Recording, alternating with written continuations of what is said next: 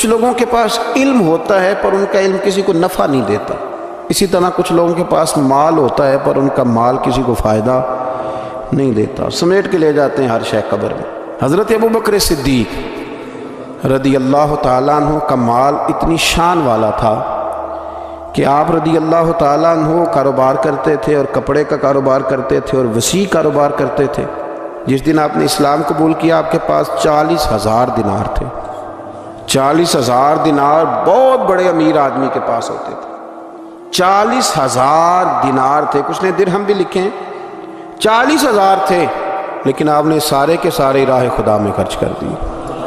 میں نے یہ نہیں کہا کہ اس میں سے 2.5% زکوٰۃ دی، میں نے یہ نہیں کہا، میں نے کہا کہ سارے کے سارے راہ خدا میں خرچ کر دی۔ اور آپ نے 1 منٹ کے لیے بھی کبھی توقف نہیں کیا کہ یہ میرے پاس مال ہے تو لہٰذا اب میں کس طرح کر کے اس کو خرچ کروں۔ پہلے تو آپ نے اسلام قبول کیا تو مال خرچ کرنا شروع کیا، پھر جب آپ ہجرت کے لیے نبی کریم صلی اللہ تعالی علیہ وسلم کو لے کے گئے تو اس میں بھی مختلف روایتیں ہیں۔ ایک روایت یہ ہے کہ اس وقت 5,000 دینار آپ کے پاس تھے، بہت بڑی رقم تھی یہ بھی۔ جب آپ گھر سے نکلے نا تو وہ سارے پیسے ہی آپ نے ساتھ لے لیے، سارے۔ بڑا مشکل کام ہے، گھر میں جوان بیٹیاں بھی تھیں، بچے بھی تھے، خرچے بھی تھے، لیکن یارو یہ بڑا کٹھن رستہ ہے۔ وہ سارا پیسہ لے لیا اور وہاں پتھر رکھ کے نا چھوٹے چھوٹے تو ان کے اوپر کپڑا ڈال دیا۔ والد نابینا تھے، اپنی صاحبزادی سے فرمانے لگے اگر ابا جی پوچھے نا ابو بکر سارے پیسے تو نہیں لے گیا، اور وہ ڈھونڈتے ڈھونڈتے یہاں آئے تو ان کا ہاتھ لگوا دینا، انہیں پتہ چلے کہ پیسے ابھی یہیں پڑے ہوئے، لیکن ساری رقم ساتھ لے گئے اور راہ ہجرت میں ساری رقم خرچ کر دی۔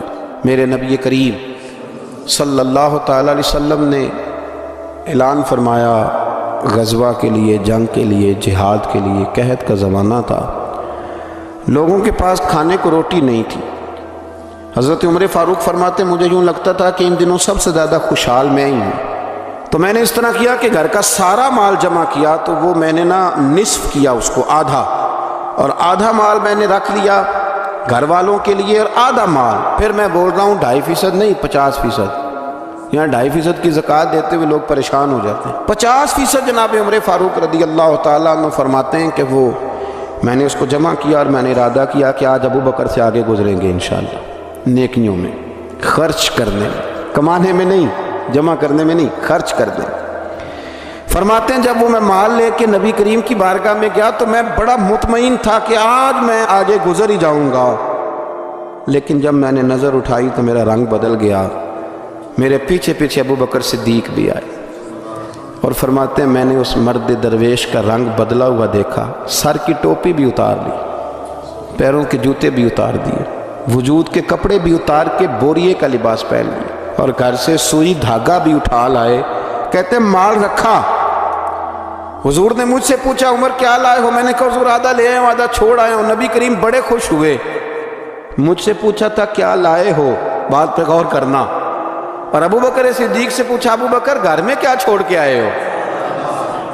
مجھ سے پوچھا کیا لائے ہو، ابو بکر سے پوچھا ماں اب کئی تھا، کیا چھوڑ کے آئے ہو؟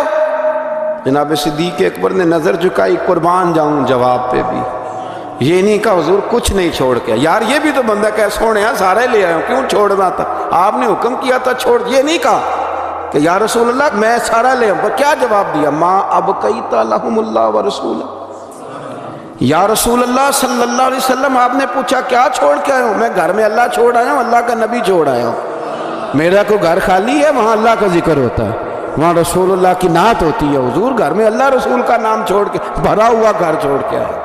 پھر قربان جاؤں میرے نبی کریم پر بھی، حضور سید عالم علیہ السلام نے فرمایا یہ تیرے پیچھے جبریل کھڑے ہیں اور وہ بھی ٹاٹ کا لباس پہن کے آئے ہیں۔ میں نے ان سے پوچھا ہے جبریل آج ٹاٹ کا لباس، آج ٹاٹ کا لباس کیوں پہنا ہے؟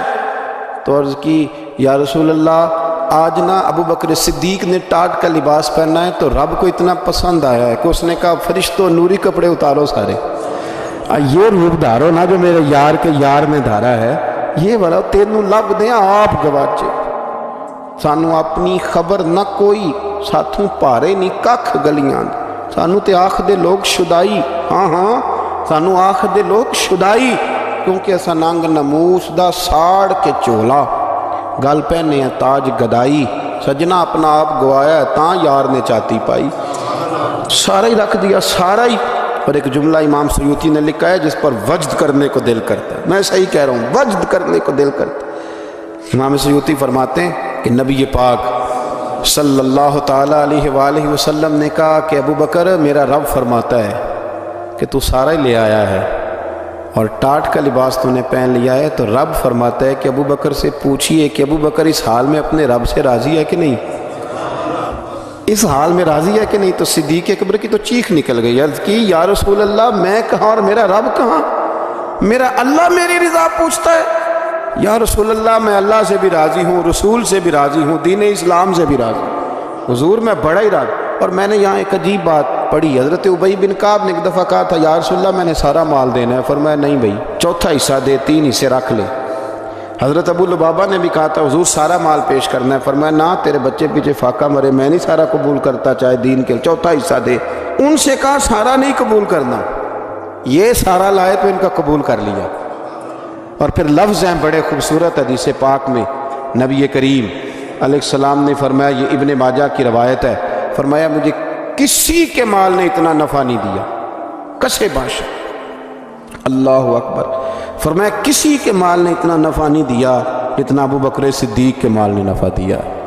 گویا حضور فرماتے ہیں کہ یہ لے کے بھی آتا ہے اور اس کا مال ہے بھی بڑا برکت والا، جب آتا ہے تو پھر مزیدار بھی بڑا ہے، پھر اس میں نفع بھی بڑا ہے، پھر وہ کہیں خرچ کرتے ہیں تو اس پہ عطا بھی بڑی۔